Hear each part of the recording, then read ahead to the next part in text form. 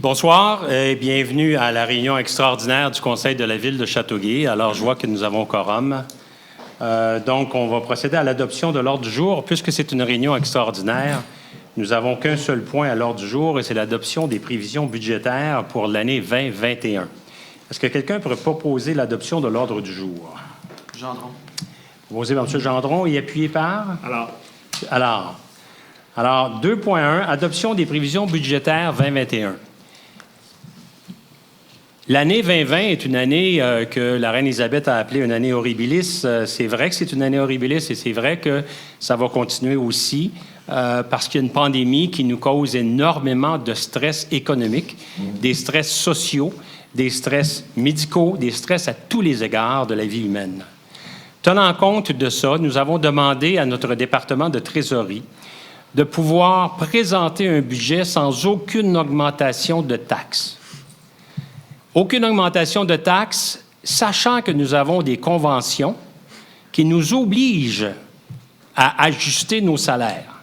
Des conventions qui ont été signées il y a déjà quelques années avec les policiers, les pompiers, les cols bleus. Alors, ces conventions-là nous amènent à peu près à 2 2,5 d'augmentation. Donc, on a ça. On a aussi des modifications au niveau de certaines données gouvernementales qu'on avait et qui vont être perdues. Alors, j'ai avec moi Mme Cynthia Dionne qui va nous présenter le détail du budget. Sauf que, avant de donner la parole à Mme Dionne, je veux juste vous dire une petite chose. Cette année, le budget que nous allons présenter va avoir un déficit de 4,3 millions de dollars. Ce déficit-là, qui va être prévu décembre 2021, va être compensé par ce que le gouvernement provincial nous a accordé durant l'année 2020. Le gouvernement provincial nous a accordé 2,6 millions durant 2020 et nous a promis un autre 1,4 en 2021, ce qui veut dire qu'on aura à peu près quelque chose comme 4 180 000 du gouvernement. Alors, il est tout à fait normal qu'avec ces nouveaux revenus-là, nous soyons en mesure de réaliser ce qu'on avait demandé, de faire en sorte que nous ayons un budget sans aucune augmentation ni de taxes ni de tarifs. Alors, même si nous arrivions en décembre 2021 avec un déficit de 4,3 tel qu'il va être budgété, il en demeure pas moins que ce 4,3-là est déjà prévu dans les revenus qu'on va accumuler en 2020 parce que le gouvernement nous le donne. Et ce sont des revenus qui vont nous créer un surplus en 2020 qui va donc être affecté en 2021. Alors donc, je passe la parole tout de suite à notre trésorière, Mme Cynthia Dionne. Allez-y, madame.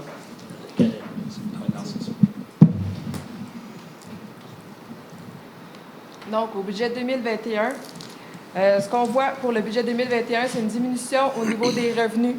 La diminution est entre autres remarquée. Je vais faire le détail un petit peu plus tard. Enlève ton masque. Donc, nos revenus sont passés de 100 millions à 97 millions.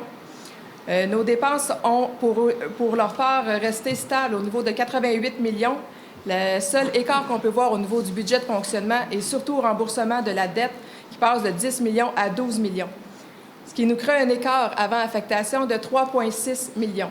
Afin de combler cet écart, on a utilisé le surplus pour pouvoir balancer notre budget et afin de combler également nos réserves qu'on avait à rembourser pour l'année 2021. Je vais vous présenter le détail un peu plus dans les prochaines diapositives. Juste une seconde. Oui.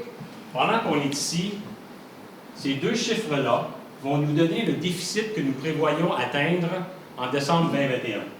Cette partie-ci, ici, c'est l'excédent de fonctionnement affecté. Cet excédent-là de 4,3 millions, ce n'est pas un excédent créé par des années passées. C'est un excédent pour 4,1 millions qui est créé par le surplus qui nous est accordé par le gouvernement provincial cette année. Je veux que ce soit bien compris. Donc, au niveau des revenus, les principales différences qui causent de 3 millions de moins. Donc, au niveau des services rendus, les services rendus à la population, c'est là notre plus gros écart, c'est que suite à la pandémie, il est sûr qu'on a les conséquences sont surtout qu'on a dû annuler certains spectacles. On doit annuler aussi des activités, des cours et ateliers. On essaie de se réinventer, il y en a toujours qui se donnent, mais les revenus, c'est sûr qu'ils sont moindres pour la ville. Autre chose, au niveau des transferts également du ministère, on a depuis les 10 dernières années, on recevait une subvention de 600 000 pour aider à payer notre règlement d'emprunt pour le centre multisport. Ça se terminait en 2020, donc en 2021, on doit réduire nos revenus de 600 000 $. Également, au niveau des amendes et pénalités, on projette une diminution si on se compare à l'année 2020, considérant le télétravail, le téléétude. Il y a beaucoup moins de gens qui sont sur les routes. Donc, les infractions au code de la route ont diminué en 2020 ou les signalements par rapport à ça. Donc, on prévoit la même tendance pour l'année 2021. Également, voilà, donc ceci consiste le 3 millions de moins approximativement pour nos revenus qu'on prévoit pour l'année 2021. Au niveau des charges, les charges sont restées assez stables. Au niveau, à peu près à 88,5 millions et le budget de l'année 2020 était aussi à 88,5 millions. Tel que je vous ai dit précédemment, là, le remboursement de la dette, donc on va rembourser plus de dettes en 2021. On prévoit un remboursement comptant supplémentaire de 1,7 million de plus que l'année passée, que l'année en cours, en fait. Je vais passer un peu le détail sur les charges par objet qui seront disponibles sur notre site Web pour plus de détails. Les taux de taxation, tels qu'annoncés précédemment, les taux de taxes vont rester stables pour l'année 2021, donc au même taux que l'année en cours. Et la même chose pour tous les tarifs qui sont sur les relevés de chacun des propriétaires. Donc, on peut voir les tarifs au global. On a un gel. Ceux dont on n'a pas le choix de réduire, c'est ceux de la MRC, donc les ordures, collecte des matières organiques. On voit qu'il y a des petites réductions. On passe de 106 à 93 et 60. Là, ici, il y a un petit ajout pour les collectes de matières organiques de 60 à 64, recyclage 77 à 80. Donc, au global, nos citoyens vont voir leur compte de taxes être le même que l'année 2020. Et ça, c'est s'il n'y a aucune augmentation de valeur de leur domicile, bien sûr. Continuer ici. Donc, je vais conclure avec les versements. Donc, pour l'année 2021, on continue avec la même formule qu'il a été depuis 2019, soit 4 versements qui seront demandés à nos propriétaires de la ville. Voilà. Est-ce que vous avez des questions? Madame, messieurs, vous avez des questions à poser à la trésorière pendant qu'elle est ici? En fait, moi, ce n'est pas une question, c'est juste un commentaire. J'ai vu des commentaires passer. C'est juste pour éviter le mélange. Quand vous parliez du 600 000 de moins pour le centre multisport, ça n'a aucun rapport avec le Sportplex. Je veux juste éviter les... Non, ce n'est pas le Sportplex. C'est vraiment le complexe multisport qui est les glaces, l'aréna, là. Merci. Juste une question. Au niveau du traitement de la dette, qu'est-ce que c'est? Rappelez-moi qu'est-ce que c'est cette année et qu'est-ce qui pourrait se rajouter l'année prochaine concernant la dette dont on est sûr que ça va se rajouter? Le refinancement prévu est approximativement 10 millions pour l'année 2021.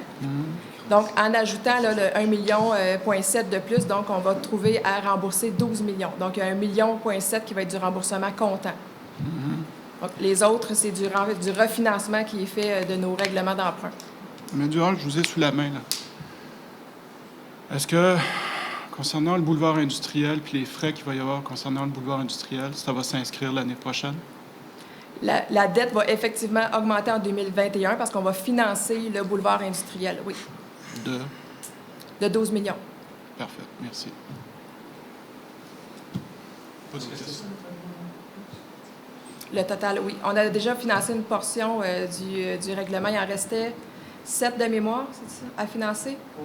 Le boulevard industriel? Oui, je finance ça complet. Et c'est au complet en 2021, hein? C'est ça. C'est le 12 millions complet qui est financé en 2021. OK. Merci. D'autres questions par rapport aux propositions de budget? Bon, mais merci beaucoup, madame. Merci. Est-ce que quelqu'un pourrait proposer l'adoption du budget 2021 tel qu'il a été présenté par notre trésorière, Mme Dionne? Gendron. Proposé par M. Gendron et appuyé par? Et moi, je vais demander Monsieur le maire? Oui. Ah, est-ce que vous avez demandé la parole? Vous avez été en premier, M. Deschamps. OK. Monsieur le maire, avec cette résolution, nous venons de geler le plus haut taux de taxes au Québec. Alors, bravo, félicitations, c'est bien. si ce n'est pas le plus haut au Québec, c'est un des plus hauts. Alors, nous venons de geler un des plus hauts taux de taxes au Québec. Maintenant, ce n'est pas le taux de taxes seulement qu'il aurait fallu geler, c'est les dépenses. Alors là, on a quasiment 6 millions de dépenses supplémentaires par rapport à l'an passé. Vous nous avez dit tantôt, oui, mais on a des conventions, on va subir l'élévation des salaires. Malheureusement, M. le maire, ce n'est pas le cas, parce que vous nous avez dit en 2017, quand on a voté pour le contrat d'École bleue, après, ça faisait 2 semaines qu'on était élus, vous nous avez dit, et les fonctionnaires qui étaient responsables, qu'il n'y aurait aucune conséquence sur le budget parce que l'École bleue nous avait donné des accommodements pour que ça donne augmentation zéro. Alors, les policiers, c'était la même chose. Ça pressait et on nous a dit ça coûtera absolument rien de plus parce qu'ils nous donnent beaucoup d'avantages comme des policiers temporaires, etc., et les horaires qui vont changer. Alors, l'École bleue, les policiers, ça ne devait coûter rien. Alors, je me demande pourquoi aujourd'hui on augmente de presque 6 % les dépenses, 6 millions de dépenses. Alors, si on dépense 6 millions de plus, c'est parce qu'on a 6 millions de revenus de plus, j'imagine, pour équilibrer. Alors, imaginez avec 6 millions de revenus supplémentaires, le taux de taxe qu'on aurait pu baisser le moindrement. J'ai vu cette semaine, là, une rue près de chez moi, une maison à vendre, j'ai été voir sur le site Remax. Alors, il y avait 3 200 $ de taxes, une maison bien ordinaire. Et à Bois-Noir, j'ai trouvé une maison avec le même taux, la même évaluation municipale et 900 $ de moins de taxes. Alors, là, on gèle le taux de taxe, mais c'est un taux de taxe qui est énorme. Alors, moi, je demande le vote là-dessus, M. le maire. Je ne suis pas d'accord qu'on augmente les dépenses de 6 millions. Vous me permettrez d'ajouter quelque chose? Merci. Je vais donner mes explications et ma perception des choses. La plupart des villes, dont Montréal, Longueuil et maintenant Laval, ont gelé leurs taxes. Je le comprends parfaitement. Nous sommes une des villes les plus taxées du Québec. Il aurait été intenable d'augmenter la taxation. Alors, une véritable lutte à l'augmentation de taxes aurait dû être engagée et ce n'est pas le cas. Compte tenu des taxes ici, ainsi que du contexte de la pandémie, si j'avais pu m'abstenir, je l'aurais fait. Retenez bien ça. Si j'avais pu m'abstenir, je l'aurais fait parce que le gel de taxes, je suis bien content. Mais il y a autre chose, OK? Et la loi m'oblige à voter pour ou contre. Et de toute façon, j'ai des choses à dire. La première, c'est que, je l'ai dit souvent, je l'ai dit la première fois en 2019, il y a un refus politique évident de s'engager dans une réforme fiscale par le jeu de l'article 500.1 de la loi sur les cités et villes. En refusant d'intégrer 500.1 de la loi sur les cités et villes, nous refusons comme conseil de prendre le rôle de gouvernement de proximité que le gouvernement a récemment accordé aux municipalités. Cet article nous donne des moyens de taxation beaucoup plus importants et d'aller chercher de l'argent en usant d'équité, en exerçant une régulation aussi sur des activités, en taxant les usages les plus détestables. D'ailleurs, la Cour d'appel du Québec a entériné cette capacité, cette grande largesse qui est donnée aux municipalités. C'est dans l'arrêt Plessis-Panet, Inc. contre Ville de Montréal qui a été décidé en 7 juillet 2019. L'an passé, je vous ai dit à propos du budget 2020, ce budget est calamiteux pour une raison bien particulière. Il y a un manque total d'initiatives relativement à la recherche de nouvelles taxations et de nouvelles tarifications. J'ai invoqué à ce moment-là 500.1. Et les possibilités de taxation que nous avions, je vous en avais parlé, là, c'était des nouvelles possibilités de taxer davantage les entreprises génératrices de risques, les immeubles à cœur, les terres contaminés, les panneaux d'affichage détachés, les coefficients d'occupation et même le manque de canopée sur les stationnements. Je me répète. Et donc, aujourd'hui, cette option est d'autant plus importante dans ce contexte-ci où nous avons du développement, où il y a une flambée des prix immobiliers sur la rive sud, il y a des propriétaires fonciers et des développeurs qui se font une très grosse marge de profit sur, évidemment, la vente de terrain et la vente d'immeubles. Or, tous ces développements-là entraînent des coûts assez importants pour nous en termes de structure, infrastructure, que ce soit au niveau, pas seulement l'aqueduc, pas seulement les égouts, mais aussi au niveau de l'administration, aussi au niveau du... il y a un problème aussi au niveau environnemental. On réduit notre canopée, tout ça. Est-ce qu'il n'y aurait pas moyen, justement, par 500.1, d'aller, justement, capter, d'aller chercher des ressources là où il y a, justement, il y a certains profits qui se font. Et donc, j'aimerais ça qu'on ait des mesures un peu plus équitables. Évidemment, je ne lirai pas l'article 500.1, il est assez long à lire, merci, mais j'invite tout le monde à aller le lire.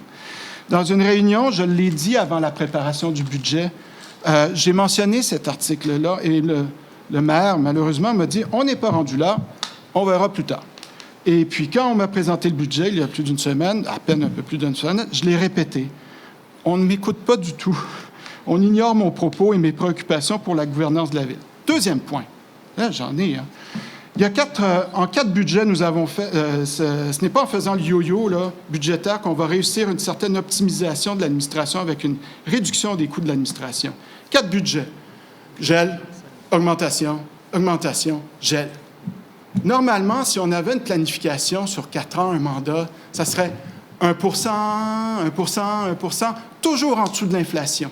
Toujours faire en dessous de l'inflation pour essayer de donner à l'administration la capacité de programmer les choses à long terme et d'optimiser ses ressources dans un processus de rationalisation. Et là, dans un processus où on est en yo-yo, là, up and down, c'est que les gestionnaires peuvent être incités à cacher des ressources. Et puis, il y a aussi la possibilité de planifier une restructuration optimale à long terme pour l'administration. Et aussi, il faut le dire, ce genre de modulation n'entraîne pas seulement du cynisme envers les élus par la population, mais aussi par, je l'imagine, parce que je connais un peu l'administration, mais pas municipale, mais ailleurs. L'administration peut aussi avoir du cynisme vis-à-vis des élus, parce que, justement, on est en train de faire du yo-yo avec eux. Moi, j'aurais vu une planification, et je m'adresse même aux prochains, au pluriel, candidats à la mairie, prochains élus. Faites-vous donc une planification à 1 Candidate, peut-être. Hein? Candidate, peut-être, à la mairie. Candidate. Moi, je fais candidate.tes.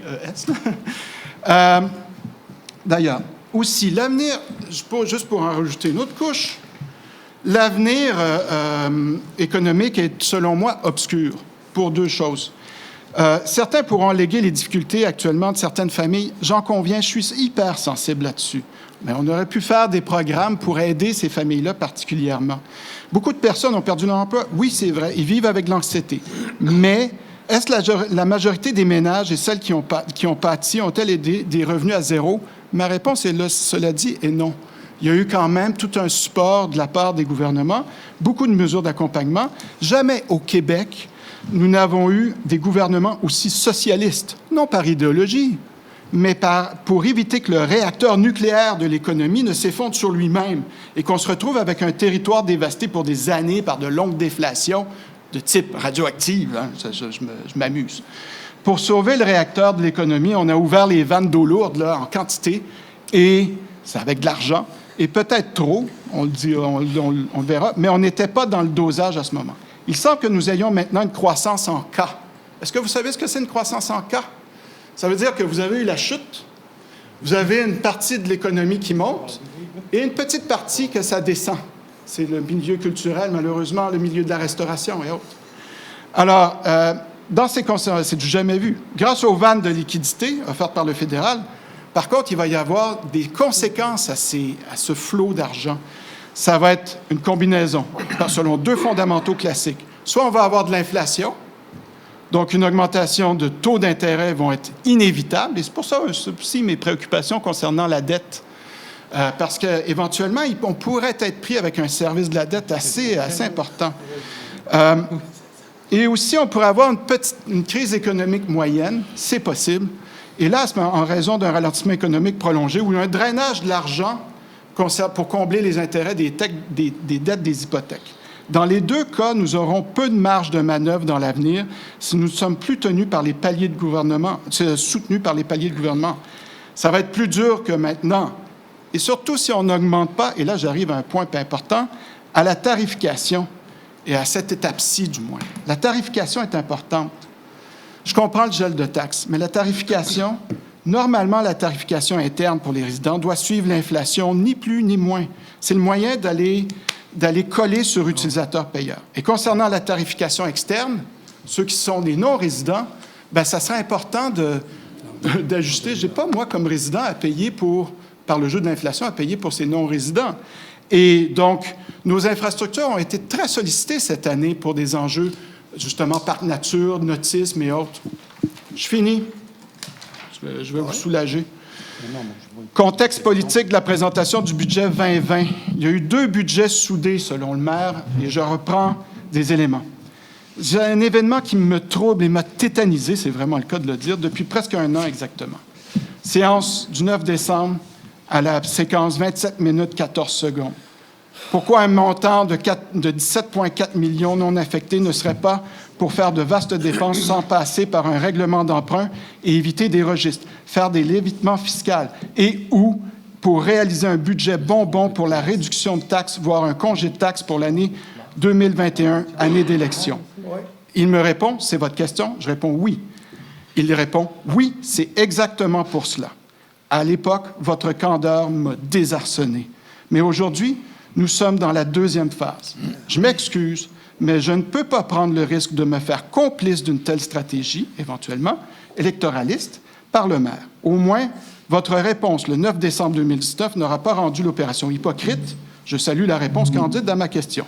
Ensuite, j'ai voté contre le budget 2020 avec cette information. Je dois voter contre le budget 2021 puisque les 2 budgets sont attachés quant à leur objectif, selon le maire. En mon sens, voter pour ce budget, c'est exprimer que je m'inscris dans une volonté de continuer dans les lacunes de la gouvernance municipale. Je me serais abstenu si je pouvais, je l'avoue, mais je dois voter et je vote contre, par dépit. Excellent. Merci. Je vous remercie beaucoup, M. Lebong. Alors, le vote est demandé par M. Deschamps. Barry, for or against the budget? Pour. Michel? Pour. M. Corbeil? Monsieur Deschamps a totalement raison. Au niveau des dépenses, moi, je trouve que le travail n'a pas été fait, mais je vais voter pour le budget quand même. Pour. Contre. Je vais juste nommer quelques affaires que la Ville de Châteauguay fait. Service d'incendie complet, 10 pompiers en 10 minutes. Police niveau 2, que les autres villes n'ont pas nécessairement. La vie citoyenne qui donne autant de spectacles, autant de divertissements. On a eu une parade en fin de semaine qui était un grand succès. Centre nautique. Écoute, on a des affaires là, avec la vie citoyenne, ça n'a aucun sens. Travaux publics complets. C'est nous qui faisons notre propre déneigement, c'est nous qui réparons nos bâtiments, c'est nous qui faisons des infrastructures. On a coupé combien d'arbres avec les services des travaux publics cette année, puis on en a planté. Écoute, on en a des besoins à la Ville de Châteauguay, ça n'a aucun sens. Le Sportplex, d'après moi, il n'y a pas grand monde qui a un Sportplex dans la région. Multisport, il n'y a pas grand monde qui a le multisport que nous, on a. On a le Polydium, la Maison des Jeunes. On a des investissements massifs à faire dans nos rues, nos infrastructures. On arrivera... Écoute, on a tellement à faire là, qu'on n'a pas le choix. On n'a pas le choix. On parlera aussi de nos rues, hein, des infrastructures sur la tuyauterie. Là, on parle de nos rues. Hein, les citoyens ils se plaignent tout le temps que nos rues sont inacceptables. Il faut continuer à investir. Puis, on a aussi les parcs. Les parcs, j'ai eu la chance d'en parler, puis on va passer des résolutions ce soir. On a besoin d'investir dans nos parcs aussi. C'est sûr qu'on a besoin d'une restructuration. On a besoin de se regarder dans le miroir. On a besoin de voir nos départements, de trouver un moyen, comment on pourrait continuer à faire ce qu'on fait, puis s'assurer de respecter les citoyens et leur capacité de payer. Je suis complètement d'accord avec ce que Marcel dit, mais un budget zéro, c'est toujours quelque chose que même toi, Marcel, que tu as toujours voulu. C'est la première fois que je vois un budget 0, 0, 0 en 17 ans. C'est moi qui l'ai demandé, mais le restant, il faut réinvestir, il faut payer nos employés, etc. Fait que c'est pour ça que je l'accepte ce soir, mais on a vraiment 1 an à se regarder dans le miroir pour voir qu'est-ce qu'on peut faire pour s'assurer qu'on garde les taxes à un niveau, je ne peux pas dire respectable, mais il faut les calmer un peu. Fait que c'est beau. Chalard. Je suis content qu'on soit à 0 %. Par contre, en effet, l'année passée, moi, j'avais mentionné que ce serait intéressant de regarder des alternatives à la taxation. Ça n'a pas été fait et je le déplore grandement. C'est une année difficile. Le mettre à 0 % pour les gens, je pense que ça donne un petit break, mais en effet, il faudrait creuser plus. On le fait, mais on ne l'a pas fait assez. Je pense pas que c'est quelque chose qui se fait en un an, mais il va vraiment falloir aller creuser encore plus puis de diminuer ces dépenses-là. Marcel a amené un bon point. Je voulais le mentionner, même si j'ai secondé la proposition, je voulais mentionner ces éléments-là quand même parce que je dois être cohérent avec ce que j'ai dit l'année passée. Les alternatives à la taxation, il y en a et il faudrait les exploiter le plus possible et les étudier plus encore. Ceci étant dit, je vote pour. Merci. M. Leborgne, j'ai pris pour acquis que vous votez contre. C'est ce que vous avez exprimé tout à Oui, l'heure. bien, je me serais bien abstenu, hein, mais je vais voter contre, puis j'aurais aimé qu'on aborde même Oui, la question mais de 500.1. C'est pas M. Leborgne, merci. Je vous ai laissé parler, là, je pense que c'est assez. Alors, vous votez contre, il est près de 7 heures. Je dois vous dire que moi, je vote pour le budget. Je suis fier du budget que nous présentons ce soir. Et je suis un petit peu d'accord avec le fait que nos dépenses sont élevées. Ils étaient près de 100 millions budgétés l'année dernière. On les a réduits un peu. Si on pouvait les réduire un peu plus, il faut juste faire attention. Réduction de dépenses signifie aussi, à l'occasion, réduction de services. Alors, il faut juste faire attention à ça. Mais sur ça, je suis vraiment fier du budget qu'on vous présente. Est-ce que quelqu'un voudrait s'adresser aux membres du public? Michel? Non, merci. Éric? Merci. Lucie? C'est beau. Pas de Marcel? commentaire. Je ne suis pas sûr que j'ai bien saisi. Est-ce que Cynthia nous a mentionné c'était à quoi le surplus accumulé? Non, on n'en a pas parlé. Est-ce que tu peux le mentionner, s'il te plaît, pour les citoyens qui soient au courant? J'ai pas le chiffre exact avec moi. Éric? Je ne vais pas vous donner un mauvais chiffre. Là. Je reviendrai avec Mais l'information. ça, c'est normalement, c'est quelque chose qu'on parle à chaque budget. Là. On parle de montant accumulé. On doit, j'espère, pour sûrement le communiqué que vous allez faire avec les journalistes demain, qu'on va être capable de les informer c'est quoi le surplus accumulé, s'il te plaît. Sinon, je le ferai. Je n'ai pas de commentaire supplémentaire. Moi, je veux remercier l'administration. Elle a fait un bon travail. C'est un enjeu politique seulement. Merci. Merci beaucoup, M. Leborgne. Quelqu'un voudrait proposer la levée de l'Assemblée? Alors, Gendron. M. Allard, M. Gendron. Parfait. Merci à tous.